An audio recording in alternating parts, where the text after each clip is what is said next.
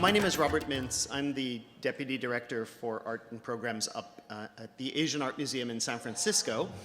But I'm here today simply to serve as introducer and, well, I guess to get all of your attention so that we're focused on the presentations today. The way today's session will work, each of our artists will give you a brief presentation of their work. We have 3 artists with us today, and then they will be joined in conversation and take some questions from you in the audience to round out the program today. So it's my responsibility to introduce each of the artists, and I do want to say thanks to all of you who are here in this session. The visual arts sometimes are quiet, sometimes are, happening all around us, and we don't really pay attention, and to see as many of you here as I see makes me feel great. There is an audience for our visual artists. Today's session is called Threshold of Contemporary Art, and I think you can get the idea immediately that these artists are people working in, let's say, on the edge of social practice, creative practice. They are artists who work in the mode of installation and really are working with thought as much as they are working with physical materials. So the first of our artists, Sarah Ahmed, she is coming to us today from Tulsa, Oklahoma. In her work, she draws on personal experience and a deep connection to her heritage through sacred geometries and social practice. She explores what it means to create a space for oneself in the world. And in her work, themes of identity, displacement and belonging, destruction and renewal, and the underlying oneness of creation are offered up for her audiences to encourage, to encounter, to embrace, and to remember long after they return to their ordinary lives.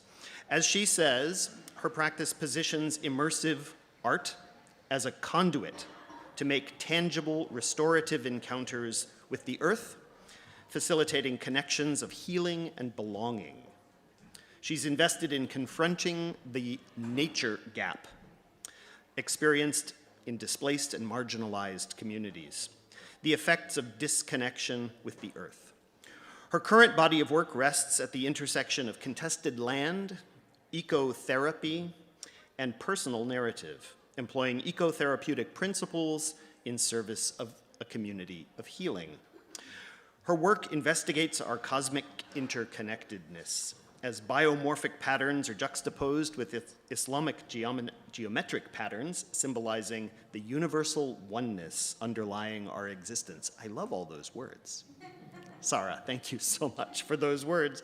Sarah's work has been featured both in group shows and solo shows around the United States and internationally. She holds an MFA from the Memphis College of Art and an MA in Education from Union University in Jackson, Tennessee, and she holds a BA in Fine Art from the National College of Arts in Lahore. So, Sarah, would you like to take the mic? Okay, thank you all for coming today, and thank you for Kiran and Ambika for inviting me, and for Apoorva for moderating, and it's a pleasure to be presenting with both of you, my other artists.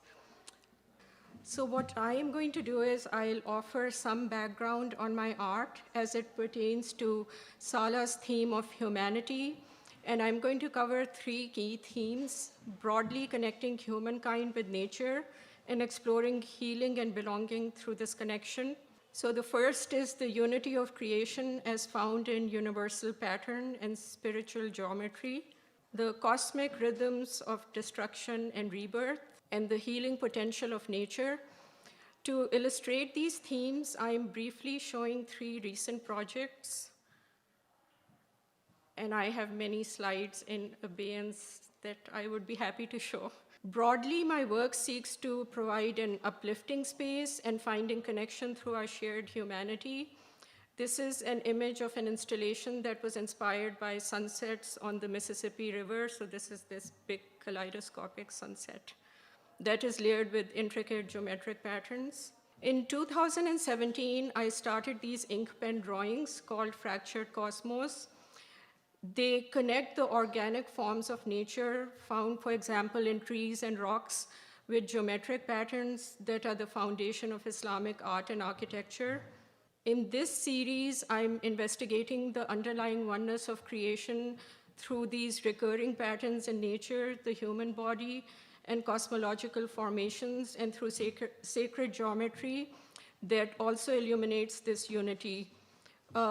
Briefly, for example, the patterns of the cosmic web, that is the fundamental structure of the universe, are nearly identical to the structure of dendrites and neural networks in the human brain, and these patterns recur in nature. That's represented in these drawings.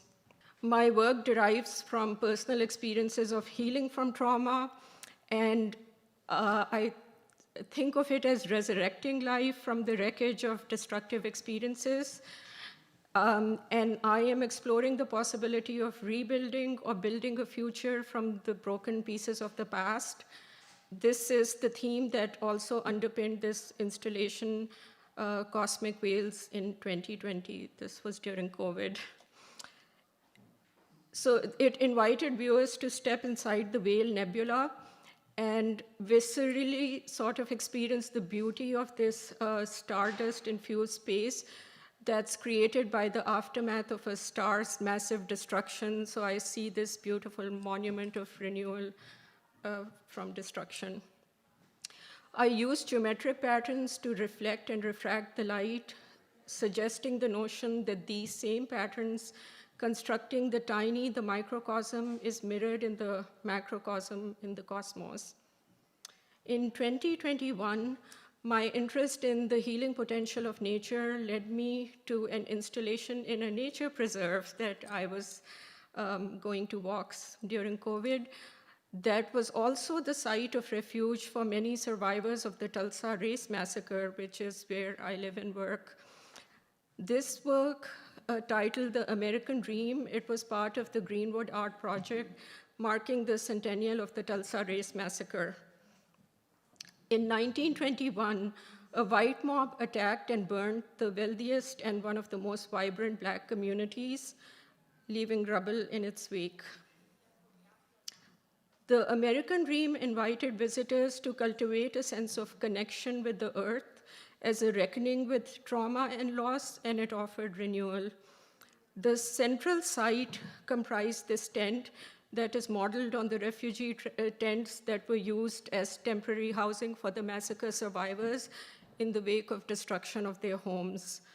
The drab exterior contrasted sharply with the dense imagery of the archival photographs of Greenwood's destruction that are enshrined within in this collage.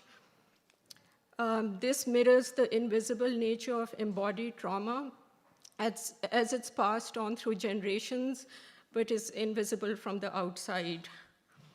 The violence of the imagery is also countered by the garlands of fabric marigolds, and this lends an air of reverence to honor the loss and resilience of the Greenwood community. So these installations of fabric marigolds were at 6 different sites across the nature preserve, and they transfigured the space into natural shrines. I think of it as a flowering memorial. To visit each site through the forest embedded a walking meditation into the experience and the experience of forest bathing. The marigold flowers carry many meanings. They recall the fire bombs that destroyed the Greenwood community, and they're also iconographically rich because they suggest regeneration in the wake of tragedy. They used in cultures across the world, from the Mexican Day of the Dead to South Asian festivals, and they signal moments of ritual and renewal. So I think as an immigrant in the communities where I live, through my work, I act as a facilitator, building relationships with the land and communities in my adopted home and engaging with the histories. And I connect with communities across cultures. My installations offer regenerative spaces, transcending boundaries and categorizations. I think, is it 5 minutes? I don't want to go on, so thank you. Now we're going to make sure the screen stays on so that our next artist is ready to present. Next, I'd like to introduce Ranu Mukherjee. Ranu is resident right here in our very own Bay Area. Ranu creates hybrid work combining the moving image, painting, and installation. She draws on collage, feminist science fiction, and Indian mythological images to stimulate new creative pathways. In her work, she's guided by the forces of ecology and non-human agency, diaspora and migration, motherhood and transnational feminisms.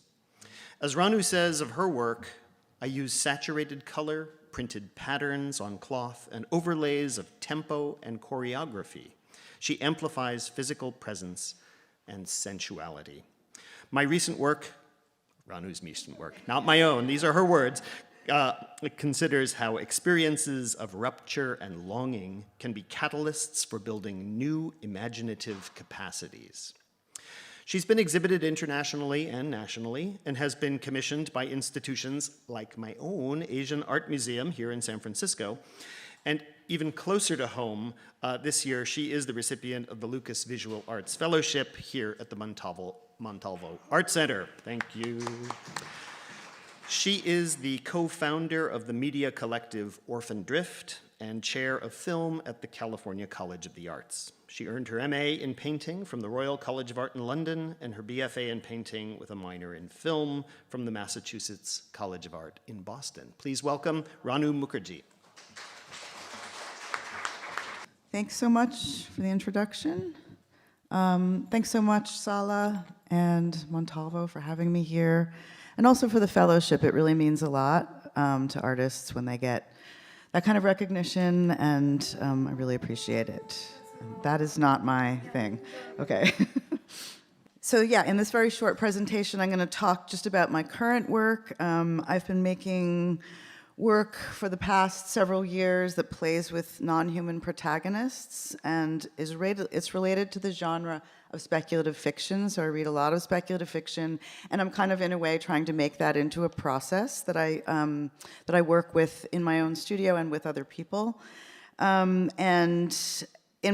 I have been working with rupture as a character and also working with imaginary forests. So those have become my non-human protagonists. I have an exhibition called Dear Future that's up at the 18th Street Arts Center in Los Angeles right now. So the work that I'm going to show you is part of that exhibition. And it really thinks about what it is that the future is telling us in the present, or how can we shape those narratives going forward.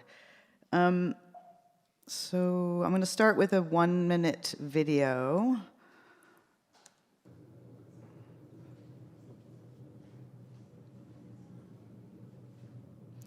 This is an excerpt from a piece that's 20 minutes. So you're just looking at a very tiny clip.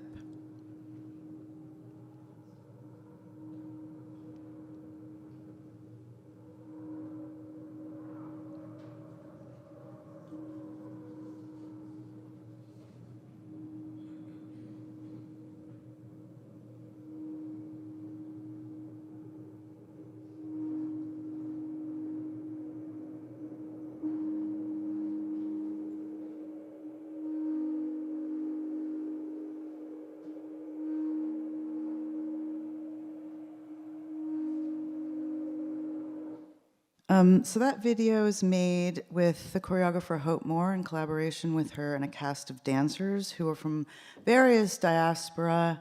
There are 3 professional dancers, and then there are 3 people who were cast through a series of workshops that I did with Art Together Oakland, which is an organization that works with immigrant and refugee artists, and also with the 18th Street Art Center.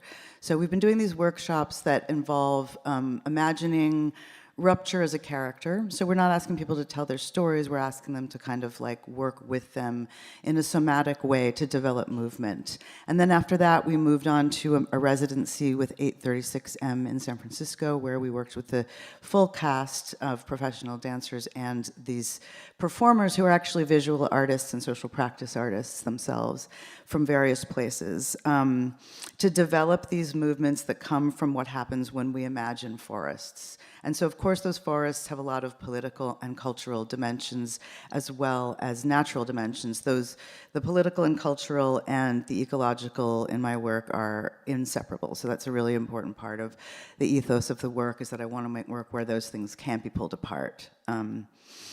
Then there's also, I do this process also with myself in my studio, so I'm just going to show a few of the paintings that are in this exhibition and a sculpture. This one is called On Landing. The paintings, I always paint on a color ground, so never starting on white. The ground, I consider the color to be a kind of an inanimate force in the work. And then, as you can see, it's sort of a collage. So there's this fabric. What I'm doing there is printing on sari cloth. I make the patterns out of digital images of different kinds of civic actions. So this pattern was printed from images of women in the Odisha forests that have a practice called Tengapali, which is a practice of patrolling the forests at night in order to keep their form of sustenance. And the painted images of the sticks are also part of that dialogue. These images are images that aren't totally readable, so I work a lot with these patterns because I think about how images of action are visible at a certain point in the media, but are also ongoing after we can no longer see them. And then there are these microphones in the work. I've been thinking a lot about this idea of listening and speaking, especially to our other species. This work is called American Black Cherry. Both of these paintings are about 8 by 6 feet. And this one is sort of more referencing the other part of my identity, which is that I grew up in New England, where the forest for the Puritans was considered a space of evil, and a space where otherness was, the girls were dancing with the witches and that kind of thing. And so that narrative sort of also plays into, when I imagine forests, what comes up for me. So American Black Cherry is a tree that was harvested a lot for furniture. This piece is called What We Lose Is All Around Us. This is another painting of the same size that features mangrove, banyan, kapok, and bamboo as figures. And this piece was done sort of at the tail end of the pandemic, so thinking a lot about just this idea of like loss and the fact that everything that we lose is still here in some way. This one is called Nocturne, and I paint a lot of extinct birds come up in my paintings a lot, so I work with these extinct birds as sort of colonial subjects and also subjects that are no longer with us but can still speak through images. So I'm thinking a lot about these creatures that are no longer here but perhaps still speaking. And the hands in the image represent myself and my children. I have triplets who are almost 16, so motherhood comes up in my work a lot, for obvious reasons, and also because a triplet pregnancy is very much a science fiction experience. So I think I was destined for that. This is a night scene, so it's called Nocturne, and also references this idea of sound again. And the plants are all night blooming flowers. This is a tuning, so a lot of the work is thinking about this idea of tuning in, what it means to tune in, what it means to tune in, and then to speak. So the sort of, can plants be activists? Can we listen to them? How do they speak? And then this last image is called Other Desirable Birds, and it's a sculpture. I very rarely make sculpture, but in the performance that I made, the performance that turned into the film, so there's a performance and a film with those dancers, there's a scene in it in which the bag becomes a really important image. They're all sort of improvising with these bags and piling them up and letting them fall, and piling up and letting them fall, as a very, very transparent symbol of migration and movement, but also of the sort of personal baggage that moves with you through those kinds of transformations, and how a sort of a rupture plays itself out over time. And so this is a sculpture. It's full of black oil sunflower seeds, and it's got this kind of collage of the fabric that I work with on the outside of it.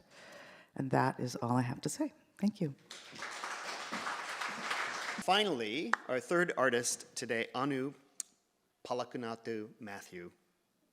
Close enough? Thank you. The intimidation of pronouncing names for the first time is great. Annu's photo-based work is a blend of still and moving imagery using photography, video, sculpture, and sound. You can see that there's a theme across the three artists that we see today. Her larger work often starts with a personal experience and evolves through collaboration with others to reveal lesser-known histories. Informed by her perspective as a global citizen who's been resident on 3 continents, her photo-based installation work is a blend of still and moving imagery, often drawing on archives of professional portraiture and of personal photographs to elucidate similarities beneath assumed surface differences. Annu investigates identities she exists within and outside of, finding ways to inhabit others' stories so that they are heard and seen. Probing the impact of America's dual position as colony and colonizer, her work expands what is considered to be American history in the country she now calls home. She deftly blurs the lines between documentation and fiction to create narratives rooted in the experience of cultural mixing, of departure and arrival, of alienation and belonging. Her work has been shown internationally and locally, as the other artists have. You likely saw her work at the San Jose Museum of Art, and today she is Professor of Art at the University of Rhode Island. So, help me welcome Annu Mathew. Thank you for this invitation. Apoorva asked us to focus on an image that defines our work, and so I, decided to do that. And I chose one of this lesser-known image of mine from a small handmade book that I made titled Fabricated Memories. This book was made to commemorate my father's 20th death anniversary and has now been 44 years since he died. The images combine family photos from my own childhood archive in England, where I was born and lived, and combined with photographs that I created just before my father's 20th death anniversary during a 6-month stay in England. The accordion-style book is a small and intimate book and reflects the loss that has followed and influenced the work I have done since. And this installation was at the Queen's Museum for the show that Jayashree Abichandani curated called Fatal Love. And thank you, Jayashree, for the work you've done. I didn't realize that others had connected the line between the trauma of my father's early passing to the themes that I have focused on in my work. That work mainly consists of lesser-known stories and histories of trauma. And this piece is actually from the stories of the children of partition. This one is from Pakistan. But I'm not going to play the full thing today. For example, in the stories of the children of partition from both India, East, and West Pakistan, the installation of the work shares their similar traumatic stories. Here on the left is a hollowed-out 1947 encyclopedia with an iPad mini inside with the stories playing from India, and on the right, the stories playing from Pakistan. You can see the screens changing in this video and playing the photo animations with the text of their stories, and behind is this kind of melancholy video playing in the background. I have also focused on the lesser-known story of the 2.5 million Indian soldiers who fought in World War II. They volunteered for their colonizer, the British. They played a critical role, but because of the complicated history in South Asia, they are not remembered. And actually, in one of my pieces, Sarah's maybe great-granduncle is actually featured. The work seen in the next video clip was on the Italian campaign of World War II and was commissioned by the Kochi Mukherjee Biennale in 2016. This video was a scrolling 8-hour scroll of the names of some of the 87,000 plus Indians who died in World War II. Why don't our 3 artists join us up here at these high tables in the front? And I would like to introduce the moderator for the discussion with the 3 artists, the 4th of the people you will see today, Apoorva Bakshi. She's famous. Can I just say, by way of introduction, there's a list of fabulous things Apoorva has done in her career. She is an international Emmy Award-winning producer. most well known for her Sundance favorite and International Emmy Award winner Delhi Crime, national award-winning films Shut Up Sona and Leeches, and her Netflix musical What Are the Odds? She serves as the co-founder and managing partner of Golden Caravan, Audacious Originals, and Project Fuel, carving her niche as one of the youngest, and may I say best, producers in South Asian media today. Her latest critically acclaimed award-winning documentary, Womb, Women of My Billion, explores the social and political issues faced by women of today's India and the common reality of living in a patriarchal society. But we're here to listen to what Apoorva has to ask of our three artists. So just join me in saying thank you for coming, Apoorva Bakshi. Apoorva. I got so excited. I know. Anyway. Thank you so much for the warm introduction, and thank you so much for coming here and being with us. It doesn't fail me that it's a very nice sunny afternoon and we are all here, but this is an important panel, and I'm incredibly indebted to Kiran and Ambika for inviting me to, first of all, introducing me to these extraordinary women. I've like blamed them to take away days of my schedule in the past 1 month because I just dived into their work and I couldn't stop unraveling. And I would encourage each one of you to really go deeper because the interaction can be well beyond just our conversation today. Their work speaks for itself, and it's an exploration that will definitely tug at you to dig deeper into your own histories and your own conversations with elders, being immigrants, being survivors and thrivers in this economy, coming and addressing displacement as a theme, and really, really wanting to understand how does artistic expression become a part of our lives here. A lot of my friends are sitting in the panel who are always, forever, either dog fooding some new app on their phones. It's really refreshing to be in the Bay Area. I really thought I was an anomaly here, and now I found Ranu. And all of you here who really do support and are custodians of the arts. I just thought that I was forever like a stranger in a room with techies all around, and you know, the spectacle that they say, oh, she makes films, and so it becomes like this whole rare personality discussion about, okay, just one of us, but I married a techie, so I love it here. So we'll move forward. I think, thank you so much for describing the art. It's like I couldn't have done it even if I want to. But what I did was I sat with all three of them over Zoom calls, and I pushed them to start thinking that they can talk for hours about their own work, and all of you can really go and dive into the internet and discover more.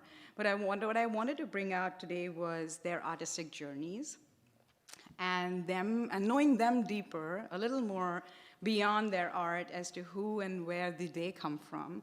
So our panel today will concentrate on the explorers beyond freedom of expression and the facets and conditions that become precursors for artists like them to dissent. And of particular interest is how they view their own art and use it as a tool of dissent to confronting established doctrines, social expectations, and really today in the face of loss of humanity, as we are seeing across the world, oppression, official censorship, hail India, and repression. So I'm gonna go ahead there, and I'm gonna start with, so I just want to tell you how this next, not 1 hour now, like probably 30 minutes will unravel. We'll start with a very common question on how they view their art, and then I'm gonna ask them some very steep personal questions, and let's see how they navigate that, and then we'll open it up to all the audience to ask and extend it more. So yeah, uncomfortable time. So I really wanted to start with the very artistic terms called liminal, lyrical, and lucid art.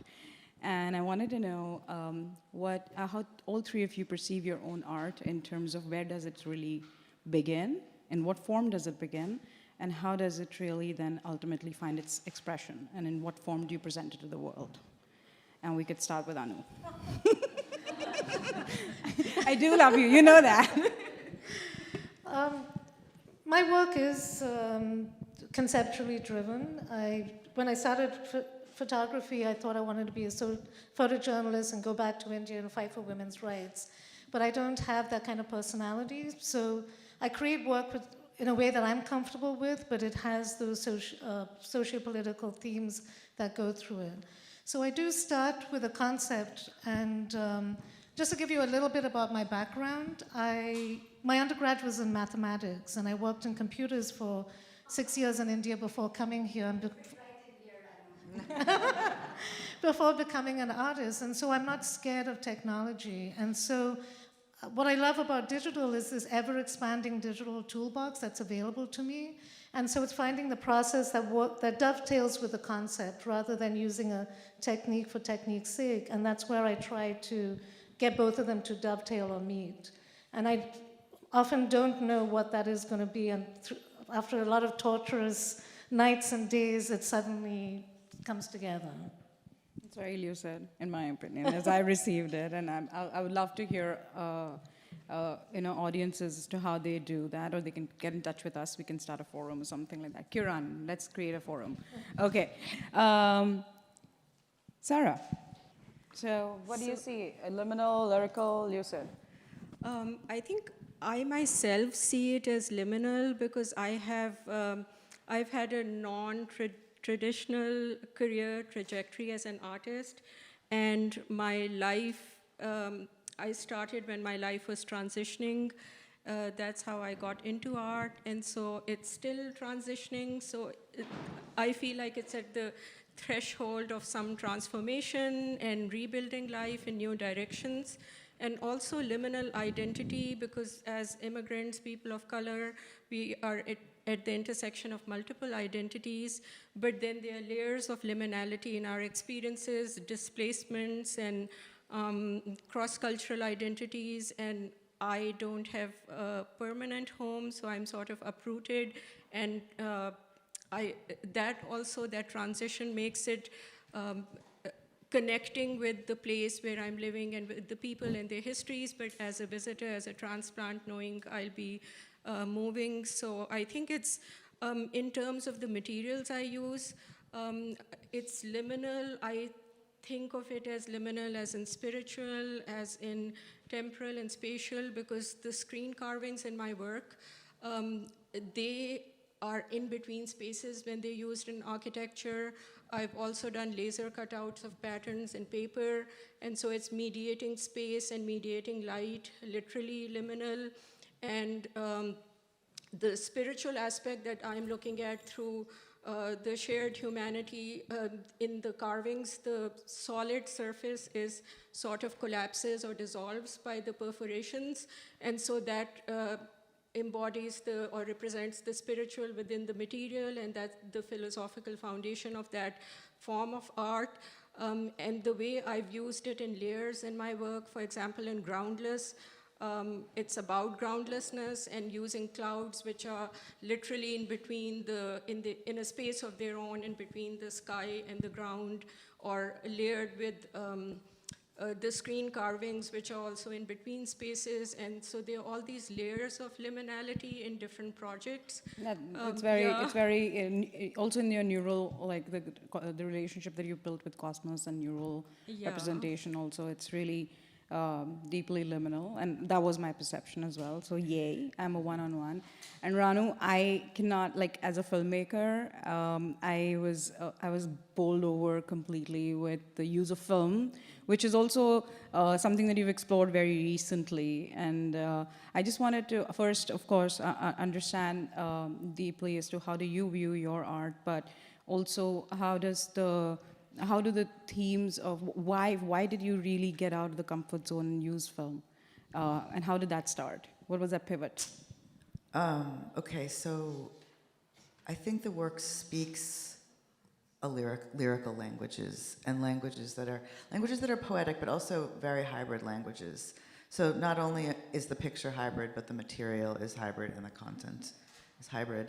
I I did study in like independent filmmaking or experimental filmmaking at the same time as painting in college, and I think there was a point where the digital world allowed us to mix those things. So I have actually been making kind of animated films for a long time with a little bit of live action in them. And this recent project is, I moved into sort of a more live action and working with a film crew and, you know, shooting in a more, I guess, quote unquote professional manner because of the needs of the project. Because I wanted really to work with this idea of making speculative fiction into a process. I wanted to do that process with other people, and I wanted their movements to be documented well, because they're actually moving from an interior, a dimension which really connects with their own migration histories. So the way that we imagine nature moves with us, the landscapes that we've moved through and come from, we carry with us. So I think that's a really important part of it. That explains a lot of things in my head as well. But between, like, you know, your work and Annu's, like Annu, you really dock your work back in history and discover it, and you take us to a big place of memory of others. How does it push through in terms of how do you view? Do you have any kind of expectation that it will turn from a place of memory to a place of like making sure that documentation and record keeping kind of like becomes a forefront of your work as of now, as we progress? Is that an important facet of documentation, and do you insist that history be written in the right connotations? I mean, there is a certain amount of archival work that I do, but I'm more interested in viewers of my work, their perception being shifted so that they'll find out more about that history. Mm-hmm. I don't think any one art piece can tell the whole history. True. And so my work is more to shift those perspectives. Excellent, thank you. Okay, Annu, does the world offend you or amaze you? You know, when someone asked me what my favorite children's book was, it was Charlie and the Chocolate Factory. Mm-hmm. Like, I walk around the world going, oh, wow. But the reality is also in today's world, there is a lot that offends. And I think there's room for discussion and talking across lines of people who don't agree with each other. Mm-hmm. And so, again, in my work, some of my work is uncomfortable truths, but I think, again, art can play a role of not being so black and white and being that gray area to create discussion and to create that amazing world that I want to live in. Thank you. Thank you for answering the question. Ranu, you're a mom, and we all heard triplets, and I'm a not a very new mom, but I have a toddler. So I'm a big champion of motherhood. I think it's a very productive experience. I want to ask you, who would you want to be a witness of your life? I was hoping you would ask me that one. So I'm going to say that I think there's a few answers. I think my kids are great witnesses, actually. I'm a neo-futurist, and so having another generation under me to witness is really important to me. Second, I have three answers to this question. The second one is my father, because I lost him when I was 18 months old, and his entire culture disappeared from my life for many years, and there is another life that I would have had. So I think that's probably one of the reasons why I'm so interested in the speculative and these kind of stories of parallel dimensions, because there really is very clearly one that I'm not living. So I would have liked to have him as a witness. Maybe I do in some way, I don't know. But I actually need a mentor. And so I don't know who it is, but I think that there is an older woman who's an established international artist who is my mentor. And if anyone knows who that is, please send them my way.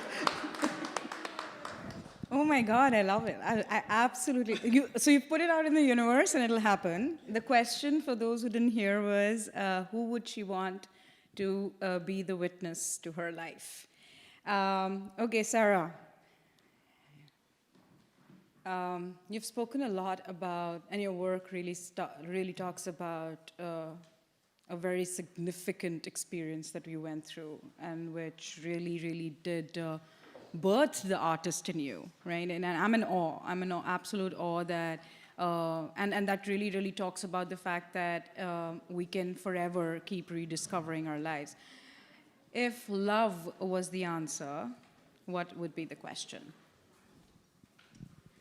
I think it could be the answer to many questions, but one I would think of is that is what all humans could use to purify our hearts with. And I prefer compassion, because I think of love as you can't love everyone and everything, but if we all had compassion for each other, for the planet, for ourselves, then and move from that space of empathy, then all the problems will go away. But then love has intensity that can propel you to action, and it can fire up anger as well, because, for example, if your loved ones are getting hurt, then you're going to do something about it. So I think if we purify our hearts with love, then it can lead to, hopefully, collective action towards uplifting the human condition and our current situation. That's one way of looking at it. Okay, compassion over love, which I might agree. Anu, what's the life lesson that took you the longest to learn? She's really pushing it now. Actually, the life lesson is boundaries. And boundaries between not just the workplace, but relationships, husbands. And yeah, I think it also comes from growing up in India, and in Indian culture, we don't really create those boundaries, especially for women. And so coming here and basically reinventing myself and living the life I want to versus what other people want to, and creating those boundaries has been really important. That's a terrific answer for the question, for all the blame that I'm getting to poke. So Ranu, I'm going to ask you another question now. What does the word dissent mean to you? Dissent means, dissent is about speaking up, I think. I think dissent is about just talking about things that are not necessarily consensus, speaking against the consensus. I think it has a lot to do with speaking against the consensus on behalf of other people also. Okay. I suppose that there are a lot of silent versions of dissent, so I'm not saying that speech has to be verbal. Also, I think that dissent can come in many mediums and many forms, but it has to do with speaking for the collective good, or something that you feel like is collectively needed. So I think it's often a collective movement. Sarah, what does the word dissent mean to you?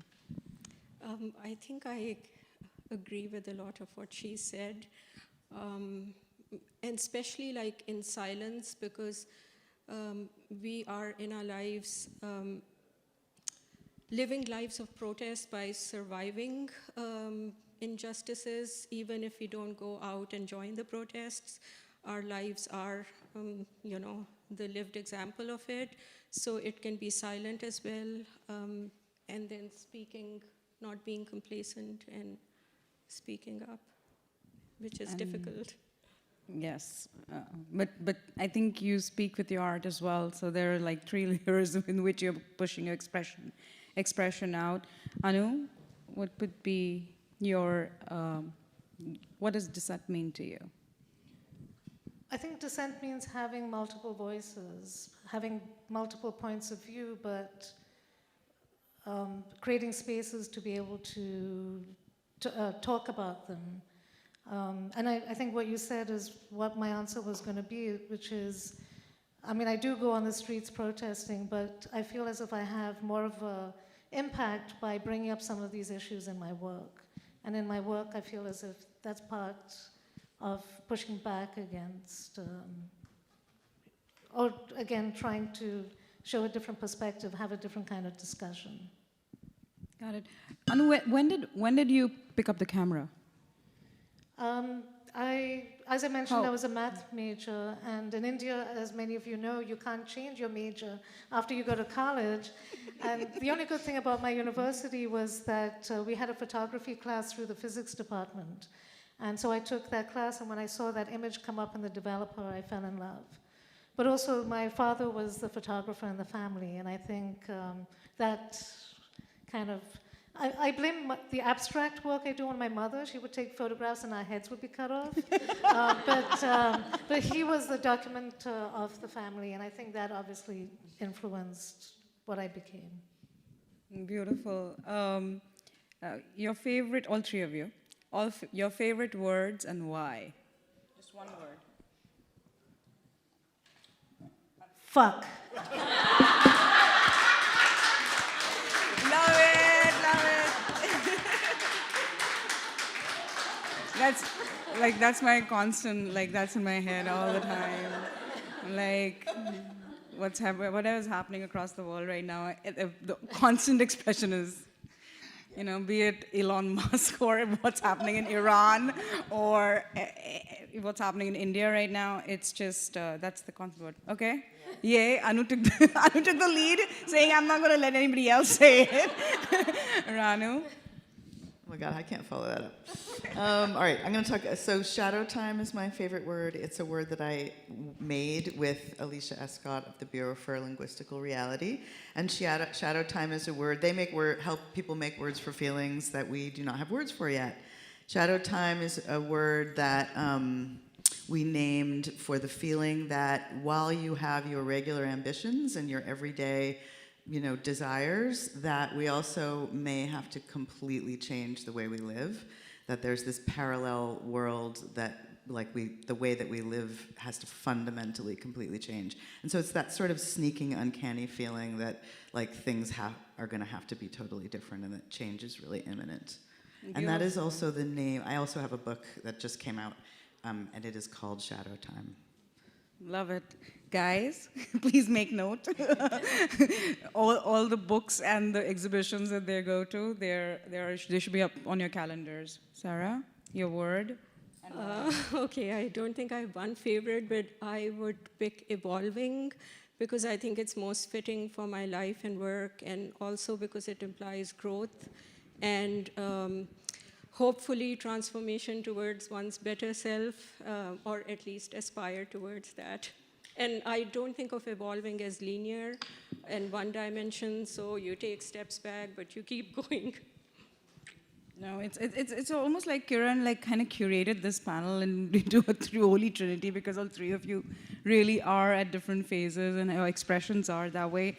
Okay, I think the call to action, and since I'm a part of this whole artist community, I feel like the call to action is to be able to come together in a way of constructive dissent and make sure that our work speaks for ourselves. There is an extraordinary artist right here, Priyanka Rana. Please, she's a very dear friend of mine, and I've literally seen her grow into this incredible artist. It's taking example from her, right? It's always in you. I think each one of us, there's Anna here who writes. I think there's a lot of expression within us, and it's not necessarily tagged as dissent. I think it's a very overabused word. I think dissent can be in the form of just making a point and making sure that you stand for something instead of being silent. I think everybody needs to speak up and make sure that we protect our planet, we protect our history, and we protect our future in terms of making sure that as artists, we come together. So I know that I always said that I will be culminating the discussion, but I would like you to culminate the discussion, each one of you, as to what your one message will be to the tribe of artists across the world and people of the world in order to address the urgent severe loss of humanity that's knocking at our door every day. A message My message to the artists? to the world. To the world. Wow. I thought of something. Okay, go for it. See more art. Go to museums. Go to galleries. See out on the street. I would say act with whatever language, in whatever language you have, so that the world can absorb more languages.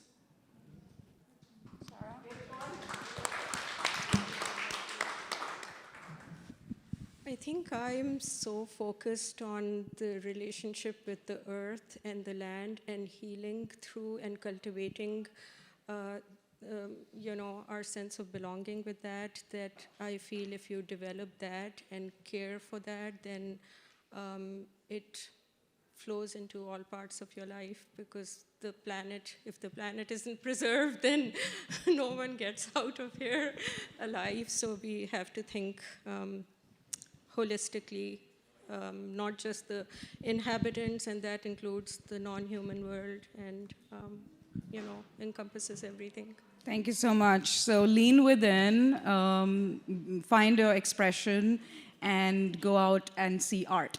So thank you so much for joining us. It's been an incredible day.